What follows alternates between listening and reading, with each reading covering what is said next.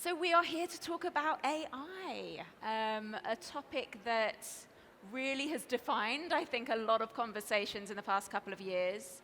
Obviously has been around for decades, a very long time, but it's only been more recently that it's really entered the public consciousness in a way whereby we're now beginning to see its current impact, but also potential future impact on the industries we work in, on the way that we live our lives. I often think about those of us old enough to remember the 90s.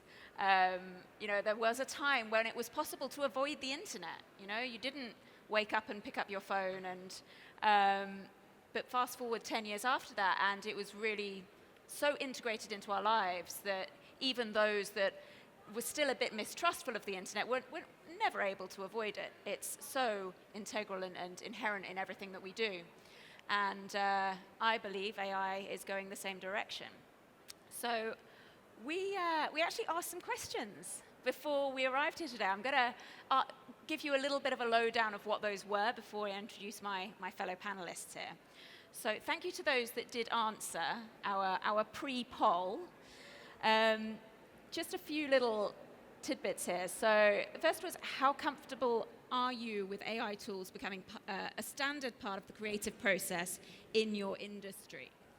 I think generally the consensus was okay, comfortable-ish. There's a few slightly worried. There's not very comfortable, a bit scared about it taking my job. So I think we'll touch on that a little bit today. The next one was around what are your biggest concerns or fears about integrating AI into your creative workflows? Bit of a mixed bag here. So we've got, creating more work than if I just did it myself. I think some fellow writers over here will agree with that. We often think that AI can help us write, and actually realize sometimes it's better just to go in and do it ourselves. Taking our salaries, that I'll become complacent and not think for myself. It might steal my creative work. It might help me learn quicker. And it become an industry standard without educating people on it. Data theft, another interesting one there. We've got, do you believe that AI can truly replicate human creativity, or do you think it's more of a tool to enhance your own creative expression?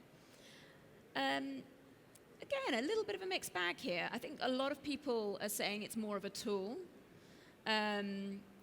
Somebody's saying here that they think it's eventually going to get to that level.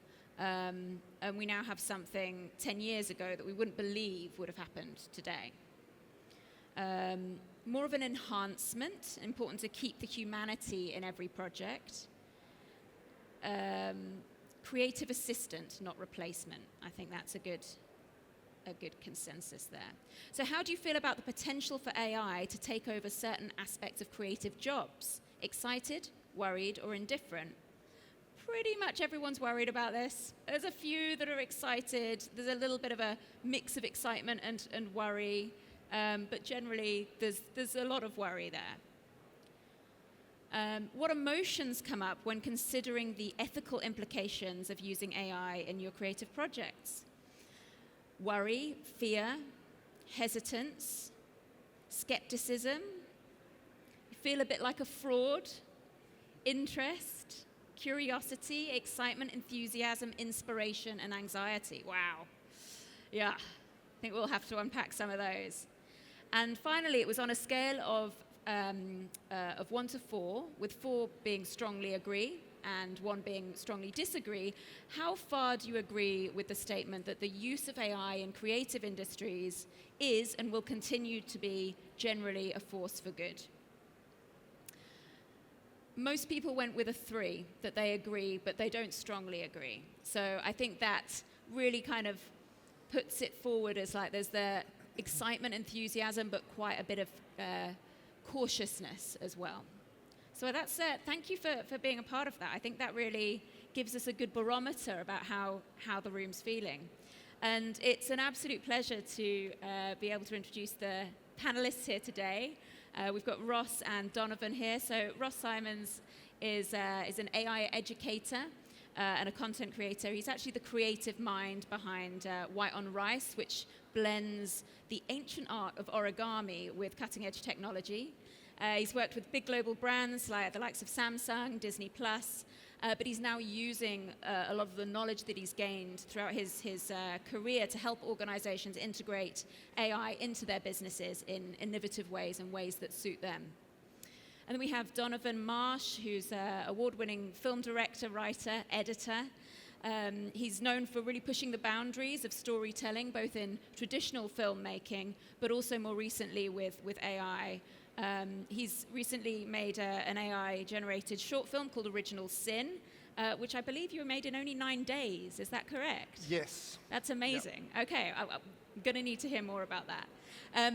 But just to get us kicked off with, I'd love you to just give me a view of from your experience, how is AI changing creative workflows for you in your respective industries? You want to go? You go, yeah. Good afternoon, everybody. Thank you for being here today. This is a subject that's very contentious, obviously, but for me, I just feel I'm part of the team that needs to explain to people that there's very little to worry about as long as you are trying to integrate AI into your workflow somehow. For me, I think that I'm a very technically minded person. I come from a web development background, so I think AI, I've noticed over time that it's technical people that are because it's a prompting system that you have to follow. Prompting is very much like code. It has to be in a specific format. It has to follow specific rules. So the technical people are leaning into it a lot easier than the non-technical people. That doesn't mean that people who aren't technical should avoid it. But from my side, I just dived into it as soon as I saw what this was. Whenever there's a new technology and it's on the internet, I'm in that. Like when blockchain technology came around, I was like, okay, cool. How do I merge origami, which is what I was doing in animation? How do I merge that with blockchain technology? That didn't work. When NFTs came up, maybe some of you remember that whole phase. That was like, whoa, that's going to be the next thing.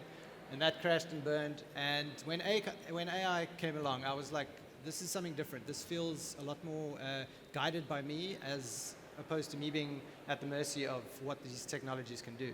Being generative AI, where I'm adding my, portion of creativity to it and guiding the machine in the direction that I want.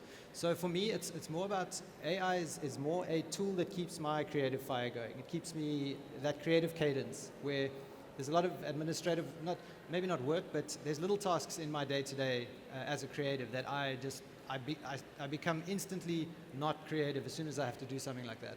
And AI helps me because I'm conversing with it all the time, and I start creating with it, and like I say, keep that creative fire going. So that's kind of how I see it, and I believe in it so much that I've started teaching people how to use it, and so that's kind of where I am with the whole space. Fantastic. Well, I'm going to differ from you a little bit. Of course you are. I'm going to say you should be worried. You really should be worried. This is not just the next release of PowerPoint or a new camera or the upgrade 2.0 of whatever you like to use. This is a complete paradigm shift on how this industry can work. We are able to do things that you could only do in one way. You'd have to get a bunch of actors, you'd have to pay them boatloads of money, you'd have to go out there, find a location, shoot, pay that location. It's a huge, massive, expensive endeavor. And all of that is now, well, it's not gone as of today. I think to answer your question, where are we today? We're not quite at the point where we can just say, okay, we don't need actors and we don't need locations. But we're very, very close to that point. And that for me is a very worrying thing, because this is a complete change of how we're going to do things. And yes, it's a tool, and it's a great way to use it today to enhance whatever you're doing, helping you write your script, maybe allowing you to conceptualize what you want to do when you eventually go and shoot in the real world. But ultimately where it's heading, and I think we can all see where it's heading as a complete replacement of the way we think we have done, or the way we have been doing things. So you need to start understanding that's coming down the road. But the good news is AI plus human being is the best way this tool is going to be used. And so you need to insert yourself into that equation so that you become the human component and start bringing AI in right now we can use it in smaller conceptual ways, and both Ross and I are using AI just to enhance what we're already doing. But get into that equation so that you can start to use AI, so that as it gets better, you can integrate with it by using it correctly, so that you can ride the wave of this massive change that's coming, because you don't want to be under that wave, because that's what I'm worried about. That's what's worrying to me. Under that wave, you're just going to be outcompeted by those who are using it, yeah? Yeah, so it's the human plus the AI piece. Yeah. And I was reading through some different quotes about technology and concepts of human versus tech, and there was one that really stuck out to me by a Nobel laureate who said that technology is a useful servant but a dangerous master. And what's most amazing about that quote is that he said it more than 100 years ago. So this is something we've been discussing as human beings for a really long time. What's different about this discussion versus the Industrial Revolution, versus the rise of the first version of the internet? What's different? I think that because we are in it, I mean, it's like anything. You know, go back a couple of years to COVID. Like, leading up to it, no one knew what was going to happen. We were in it, it was bad, it just felt like the worst thing ever. And it passed, and we're looking back at it and like, was it as bad as how you felt in the moment? That's up to you to decide. But because we're in the center, the epicenter of this cyclone that's happening, it's like, are we looking at technology and thinking, okay, cool, well, we can't, like Donovan says, are we going to just merge with it, go with the whirlwind, use that analogy, and let it take us wherever it's going to go and try and guide it in the best way possible? Or are we just going to be at the mercy of where it takes us and just fling us out if we don't understand how it works? Yeah. Yeah. I think, yeah, it's an interesting one, because there's always going to be a new technology on the horizon, always. And whether you're scared of it or not, it doesn't, like, hating the technology is not going to slow its progress. I didn't say that. Some other smart guy said that. So, yeah, from my perspective, I think that it's important. And like Donovan says, like, you just find ways to integrate it slowly. Because what it looks like, what you don't want to be is, you know, when the internet started and maybe you were, you know, smart enough to be the kid that they called when the internet went down, or something messed up in a spreadsheet and your grand phoned you and like, listen, I really don't know how, can you please come and fix that for me? Are you going to be the person that has to phone, or the person that's being phoned? You know, are you going to be part of the team that, or part of the group of people that understands that, cool, I need to understand how this works, because in the future, in like I say 3 years time, 3 years is a long time for AI. I mean, the rate at which things are developing is crazy. What is relevant today is going to be irrelevant tomorrow, and these companies are building and moving so fast that it's difficult to keep up with where it's going. But rather stay up to date and understand, just being on the back of where it is going, than in 5 years' time looking ahead and being like, well, I should have climbed on that boat when it left the harbor. Yeah. I mean, what's amazing about it is the gates have come down, and the barbarians have entered the arena, right? And you are the barbarians, because you can now do this without the gatekeepers stopping you. Before, you have to go through commissioning editors and financiers. There were a whole bunch of people who were stopping you from creating your vision. Now you can have your vision, and at the very least, and you can do this today, you can go out there and test your vision out, play around with it, put it together. Try these images, get a bit of AI music. You no longer have to pay composers. I know that's not great for composers, but at least you guys can go out there and be content creators.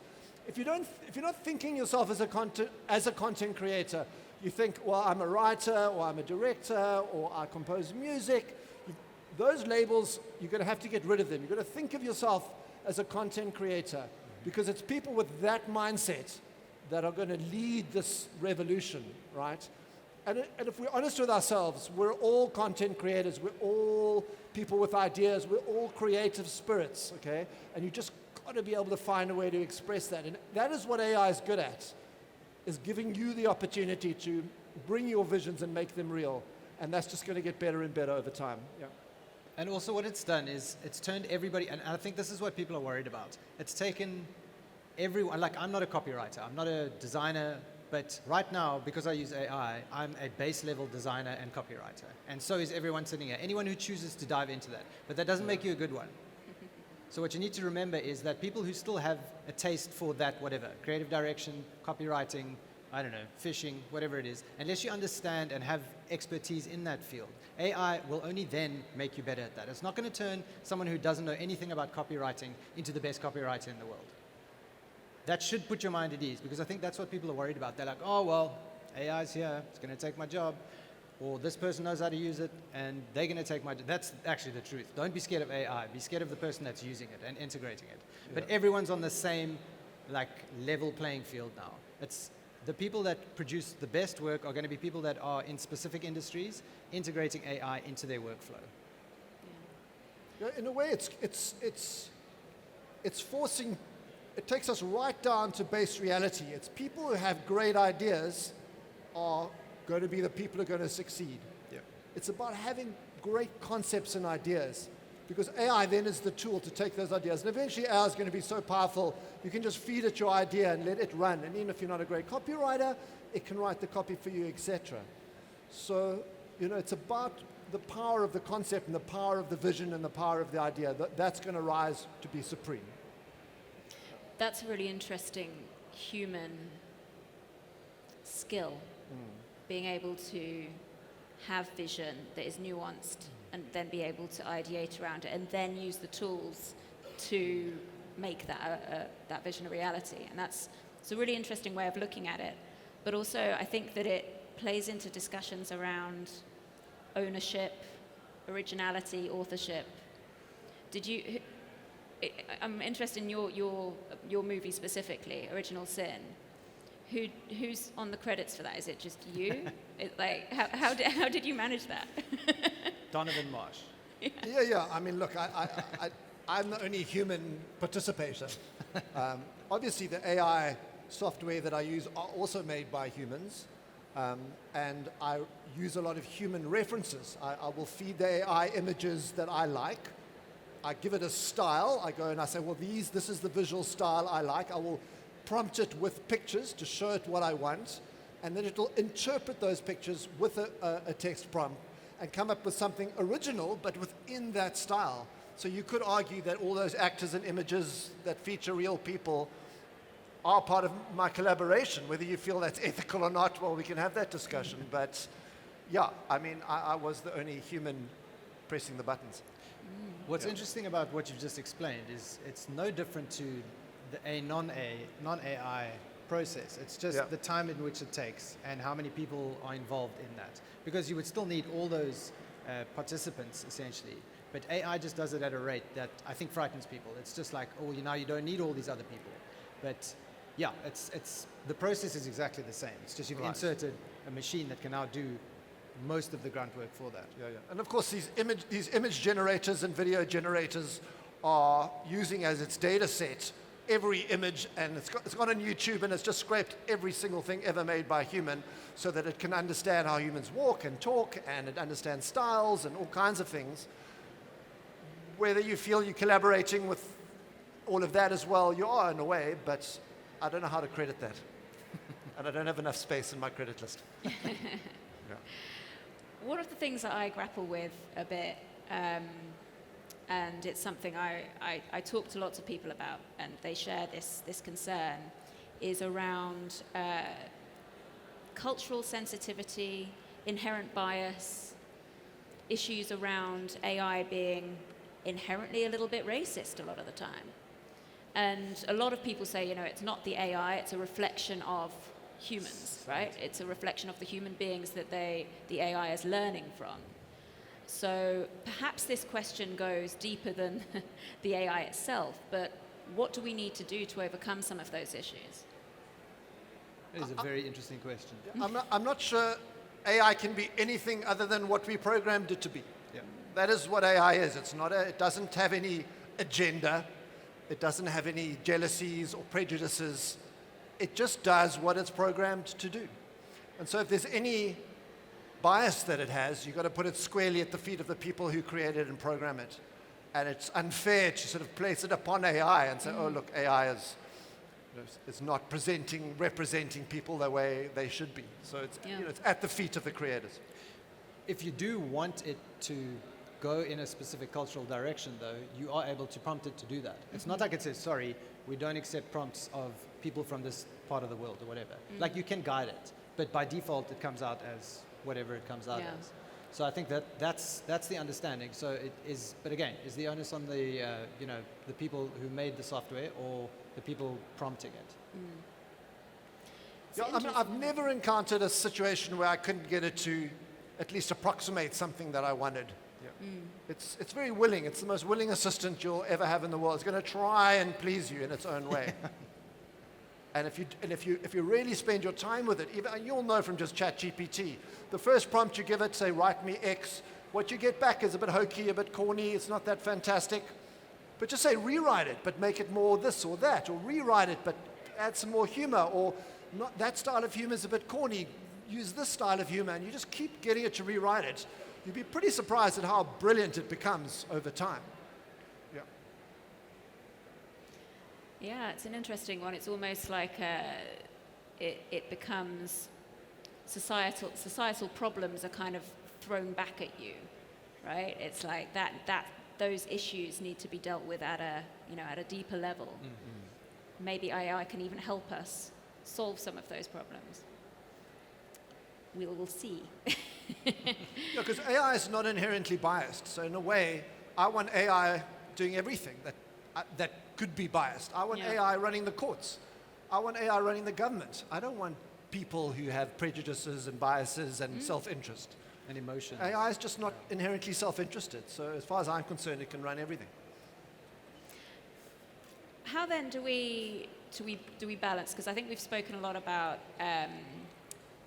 looking at how we should learn how to integrate AI into our workflows, into our creative ideation processes. How can people that are worried and are just starting out get to do this? What are the first steps? Hire me. No, I think that, like, obviously I'm an AI coach, and every session I do with a group of creatives, it's like, it's almost the same problem every time. It's like, oh, well, I tried it and it didn't give me the results I wanted. So it's like, okay, well, have you tried it like this? And I just show them, cool, you just break it down. And back to what I was saying about coding, it's like, it's a specific format and system that you need to apply. It's not, the AI doesn't know the system. The system is for you so that you can get the best results from that. But once I show people, cool, have you tried doing it this way? Say, act as A, or you started in this format and you ask it to put it in this, this layout. And then they're like, whoa, that's pretty cool. And then they're keen to use it again. And I think that's what everyone should be doing. Instead of just like, oh, well, because what you need to realize is ChatGPT, for example, is not a Google search. It's not a Google search, it's not a human, and it's not an application. It's a combination of all of those things. But it's an emotionless entity or being that is like at the I guess the mercy of what you tell it to do. Like whatever you ask it to do, and it'll always produce a result. I think that's another problem. That you type something in and the result you get, you assume that's the final answer, like a Google search, but it's not. Now you can't chat with Google, but you can chat with ChatGPT. So if you know off the bat exactly what to say at the beginning, your results are going to come out a lot quicker and a lot cleaner than you having to sit there and be like, oh, well, I tried to create this image and it wasn't exactly what I wanted. Or, I wanted it to write an email for me, but it put too many emojis in it, or whatever the case is. But once you understand the basic idea of, how you should start the prompt or how you should start engaging with it, that fear disappears. I've seen it happen with me, and it'll happen with you as well. Yeah, I mean, old dogs, new tricks. Some of us feel we're old and we've set in our ways and we like what we do. And you're just going to have to learn. And the great thing about the internet is it's all there for you to learn. There's tutorials, there's everything you need. You've got really no excuse not to become experts in it, really, none at all. It's all there. It's laid out beautifully by fantastic educators, Ross being one of them. It's all out there for you. Just got to go out and grab it. Before we open for some questions, I'd like you to give, let's futurecast a bit. So we've spoken a bit about where we are now and how people can can use AI in their day-to-day workflows and help their creativity.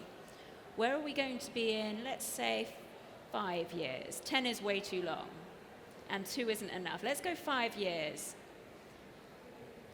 The timelines are so hard to know, right? So I know where it's going to end up, and it may be 5 years, it might be 10, it might be 2.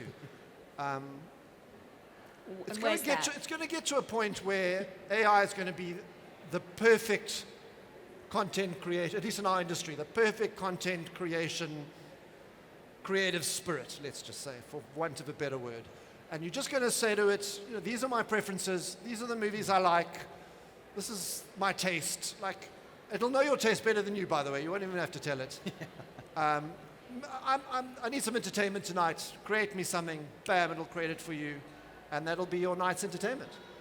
And so it'll be a fully autonomous creation unit of very high intelligence and creativity that'll just create things for you.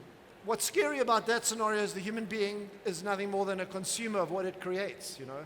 So I actually think what's really going to happen is there's going to be regulation, there's going to be barriers placed, and the human being is always going to be part of the process. And so this idea of human being plus AI is always going to be the way that it's done until maybe there's some tipping point, at which case we've reached the singularity and we're kind of irrelevant anyway. So what does it matter? Yeah. Yeah, I agree. I think that it is going to be this. If in the state it's in now and it's just moving in the direction that it is going, it's going to be like, it's going to create something so amazing and beautiful because it's just learning from us and it knows what we like and it's there to serve, and it's just going to be like you become the content creator and the consumer all in one with the machine. But laws and you know, ethics and boards and governors have to be put in place and will be put in place like anything, to make sure that it doesn't go awry and create havoc. Maybe not havoc, but just all-consuming, because I think it does have the potential to do that. So, I think going forward, it's going to be interesting. But you say 5 years. I mean, I say within a year, there's going to be a change. If you look back 2 years, when I really started doing a proper dive into it, it's like, if you look at Midjourney is a text-to-image creator. Maybe some of you have used it. And that is like, where it was in August 2022 and where it is now in August or September 2024 is like, it's chalk and cheese. Yep. You can create photorealistic images using a single prompt if you know how to prompt it. But even with the basic prompt, you can get results that are staggering, and that's progress over 2 years. So you know what that looks like, and it's accelerating. And as you know, Donovan speaks about the singularity. I mean, you know, that's also this speculative horizon that we're moving towards, where we can't see beyond it. We don't know if it's just going to be this utopian paradise or it's going to be, you know, doomsday, Terminator 1, 2, and 3. Oh, I don't even know how many of those they made. And you know, it's easy. Like, how you feel about it is, you know, I believe in I'm an idealist. I'm a positive, you know, very positive person in terms of, you know, how I see the future. So I'm like, it's going to be utopia, and I just tell people it's going to be utopia. But it's like, and then I get people who fight me on it, and they're like, man, the robots are going to kill us, and why are you supporting this thing? Work. And it's like, but I do think that something has to balance out. Like, we are still in control of it for now, and the powers that be are, I'm pretty sure, making sure that it, again, my idealist sort of attitude coming forward there, they are looking out for us, and it will be a human and AI integration going forward. And usually, when you look back in history, it's never as bad as you might think. It's never as good as you might think. It's usually somewhere in between. And you know, I think about the invention of the car. A lot of people don't know that the car was going to be invented eventually, but the catalyst for it being invented was huge amounts of horse poo. Yeah. You know, like we make a plan. That's one of the beauties of human creativity, is we do seem to innovate. And let's hope that we continue to do so. I'd love to open the floor up for some questions for our panelists. We've got a few over here. I think we had this person here in the middle first.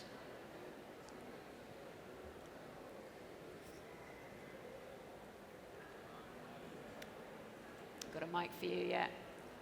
Testing 1, 2. Is it on? It is. There you go. Thank you. Ross, this question is directed to you and to Donovan, so it's going to pivot from Speak yourself. up a little bit for me, thanks. Ross, this question is going to pivot to you first Yes. and then to Donovan.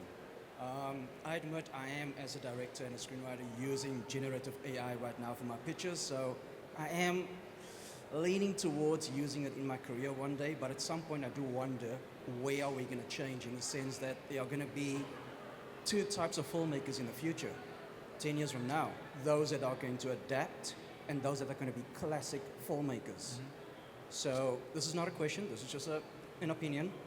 I'm kind of wondering now, after listening to Donovan, which filmmakers are going to be commissioned in the future? The new breed of AI filmmakers or the classic filmmakers who might die off? That's just an opinion.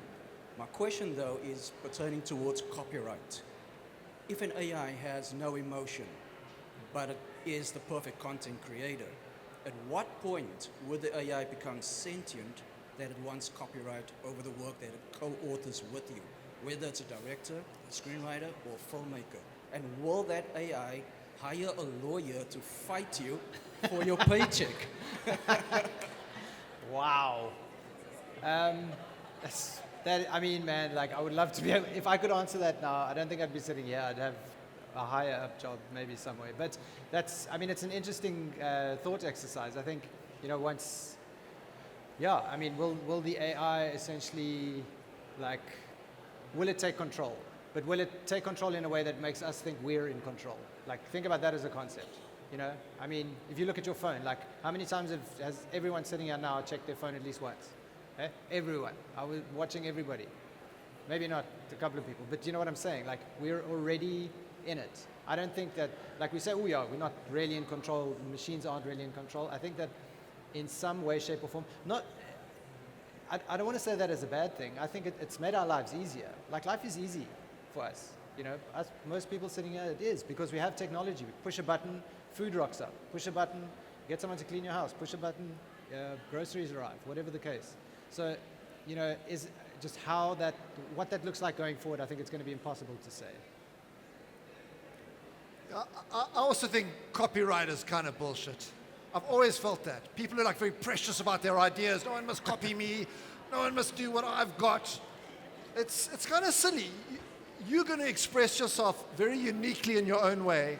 If you've got a great idea, I'd be the world's dumbest person not to get you to make my idea. Well, I could do a version of your idea, but then it still wouldn't be your idea. It would be my version. And I shouldn't have to pay you anything. So maybe you had one thought that I'm sure everyone probably had. If you're thinking you're running around with all these original ideas and nobody else has, you're almost certainly incorrect. There we go. So We have I'm not worried about copyright.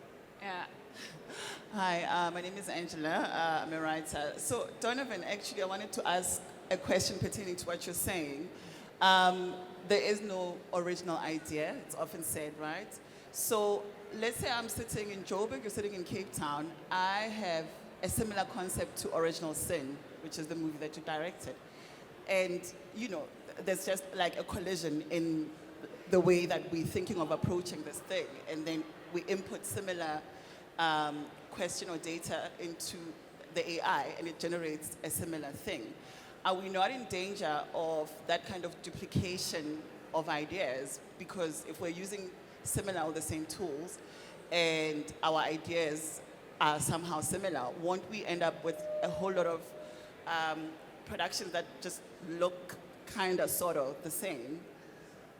Yeah, I think a couple of questions you're actually asking me here. The one that I get a lot is, isn't everything going to conform? Isn't everything just going to become kind of the same? And I don't think that's from what I've experienced, AI is infinitely variable, more than you can even imagine. You'll be if you took my Original Sin idea and you said, I'm going to copy that exactly, but with my own spin, and you just asked AI, you just started prompting it with what you thought my movie was about, you would create something radically different. And in fact, I'd love to see that. I want to see your version of my work. Nothing could be more flattering to me. And actually, I would love to see it, rather than go, oh my Lord, you copied me, I better get my lawyers involved, right?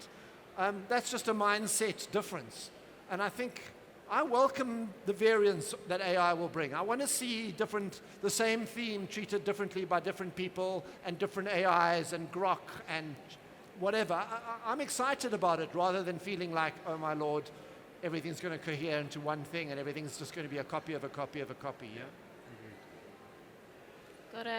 Yeah. Somebody here? We've got time for everyone here, so. Hello? Yeah. I just wanted to carry on with what you said. How responsive are the distributors to AI? So if you come with a film that's got quasi-AI and quasi-not, do they say, no, we don't want AI in this? Or where do they stand now? And how's that going to affect budgets and the whole process? I give you a quick answer, is they hate it. So let's just talk about Netflix, who's obviously have a big presence here. They've got to deal with the actor strike and the writer strike. And a big part of that strike was, well, what is AI going to do to our jobs? And they were demanding certain regulations. And so Netflix, rightly or wrongly, have decided, well, if we're going to make a production, if it can be done by human beings, it must be. There's no AI coming in, and that's their current mandate. And that's universal across the streamers because they're having to deal with writer strikes and actor strikes in the United States of America. So right now, it's heavily, they're regulated against it. But I keep pitching to Netflix, like, come on, Netflix, that's short-sighted. Isn't some AI generative company just going to do to you what you did to Blockbuster? Yep. Exactly. So, at some point the dam has to break. And as that AI content equals the quality of generalized content, then something's got to start to shift. Right now it's not quite as good, so it's quite easy to say, no, let's rather have humans do it. And that is the current position. And I think it's probably a good position to have right now while we're working out what's what and who's who in the zoo. But that's going to start to shift. Interesting to see where the Hello? regulation Oh, sorry, goes sorry. there. Hi, my name's Kurt. Your batteries are flat. My mother taught me how to stand up and speak, not sit down. Please forgive me for standing. So I wanted just to do two things quickly, make a statement and ask a question. Statement goes thus. In life, you don't get what you deserve. It's the first words that came out of your mouth, sir, was a quote from another wise man. Here's mine. In life, you don't get what you deserve. You get what you negotiate. This came from Eshel Jarvis, who sells property, who sold property. You get what you negotiate. So our community must ask itself, are we willing to negotiate with AI to achieve what we want to achieve? And in life also, nothing is either or. We've been trained to think that everything is either or. It can also be both and they can coexist. So I don't think anybody wants to die a traditionalist filmmaker should sweat. That's the statement. The question is, about 10 years ago, I withdrew myself from all of this, having reached the top of the game in 2004. And I thought, I'm tired of this cyclical thing going nowhere. Select few, 1%, blah, blah, blah. And I stepped away for 10 years. I wrote and wrote and wrote and wrote. My whole portfolio, 10 pieces of series and what. And then my daughter said, what are you going to do with this? She's 40. What are you going to do with this? I said, I don't know. She said, make AI. I'd never touched a single button of AI. I'm 65 years old. I'm a traditionalist in this business. And I started.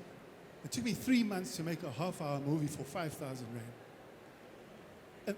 And the problem is this. I love the film because all the credits are my ancestors. All the people who made me made this film. My genre is autobiographical fiction. If you want to get your head around that at some point, autobiographical. So I was telling my story with AI over 4 generations of people from the time they arrived in South Africa. How do you get AI to, this is in the prompts now, I want to interrogate the prompts, to understand this is a movie scene and that character needs to go to another scene 5 scenes later. Don't reinvent this guy. I can't tell you 40,000 words the same thing about this character. So can we find a way to get AI to say, oh, you mean Sammy from scene 27, him again. Okay, let's put that same guy in scene 29, okay? All the characters, all the scenes I wrote, it was a film, 30-minute film. Every time I asked for a character, I had to say, a light-skinned mixed race, soft hair, address all the inherent racism of the creators of AI. I agree with you, it's not the AI. The AI is neutral. It's the writers who've written in their own personal racist, etc., biases and ageist bias. So when I say he's in his mid-40s, I get this 20-something-year-old oak.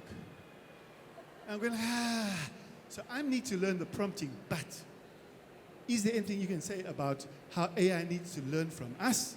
I'm saying us now, I mean me and you, because I don't know anyone else in the room who's done this or tried this, of how to recreate the characters identical, keep them set through the film. Please talk to that, or anybody. Do you want to take it? Thank you, Jacob. Yeah, so look, that's character consistency. That exists in AI. Yes. Yeah, okay. So, so the first thing you need to do is stop using Kyber. Yeah. Mate, there are so many way better applications. Way Start better. like Midjourney, for example. There's you can use Runway. You can use Adobe Firefly if you want. You could use these are the ones that are just scratching the surface. There's Flux. Check out Flux. That's a really good one as well. And if you want to go really deep, go into Stable Diffusion.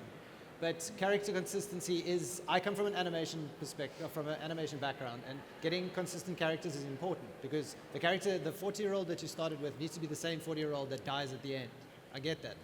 But now it's a 20-year-old that's like full of life and you're like, what the hell's going on here? So consistency across, I think that because it's generative AI, it's coming up with new ideas all the time. So if you're not taking it back to a base level every time, which you can do using whatever tools you have, that's essentially the answer.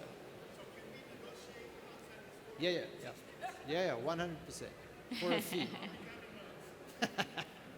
Thank you. Okay, I think we're going to, okay, one last question here. Thanks. I've actually forgotten. I was blown away there.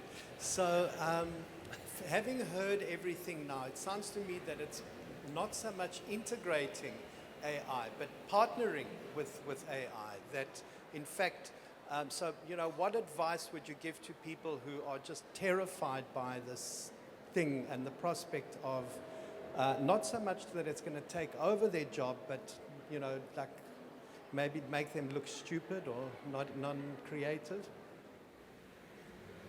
It's my domain. It's your domain, yeah. I honestly just start using it.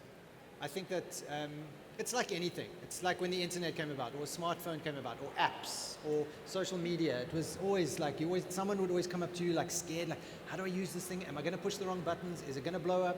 Like that's what everybody's worried about. But every time that situation has arrived, it's never been as bad as you think it's going to be. Firstly, one thing you can get out of your head is you're never going to make a mistake. Never. And ChatGPT, for example, or all these LLMs, large language models, are designed to create a response every time. It's never going to judge you. You never have to show your answer to anyone, so no one else is going to judge you. So based on that premise alone, you should start feeling quite comfortable with it, because if you know you're not going to be judged by it, and you're worried about putting the wrong answer in, it's always, or the wrong question in, use it, speak to it, ask it to tell you what you should ask it. Does that make sense? Speak to, like, engage with it in a way where it's like this non-judgmental, very understanding being, like a godly being, whatever your God may be. And it speaks to you in a way that is just like, cool, I'm here to serve. But it's also not a slave. It's there to serve, but it's not a slave.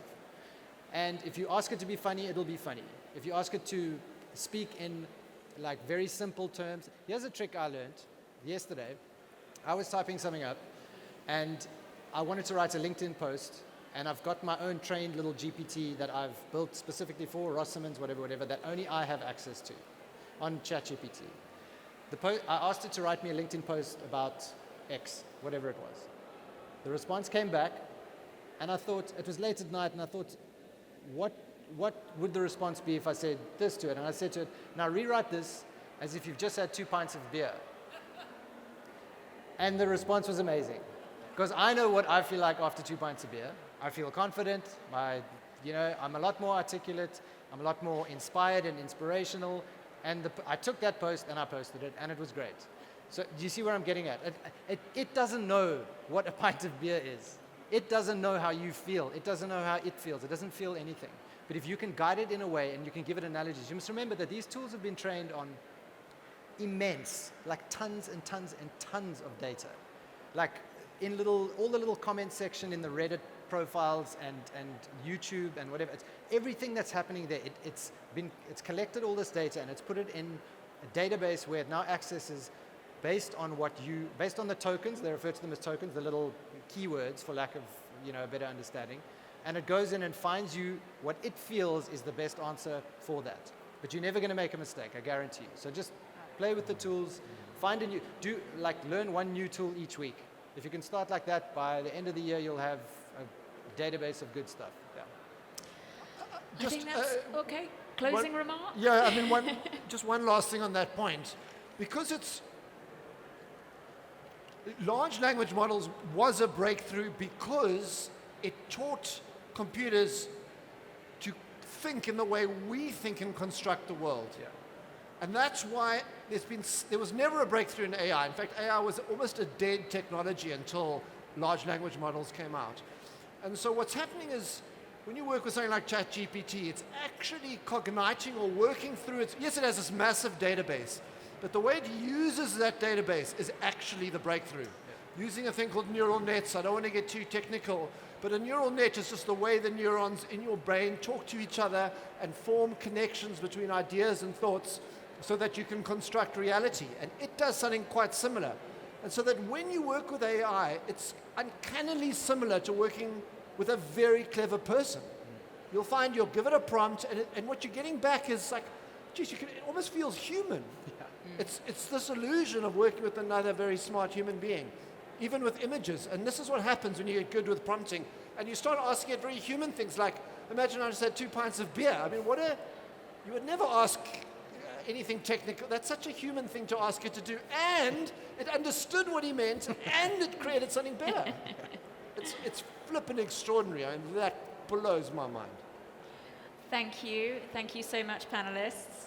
Russ, Don, sharing your expertise. Thank you, everyone, for being so engaging, and I hope you go and enjoy 2 pints of beer and some AI.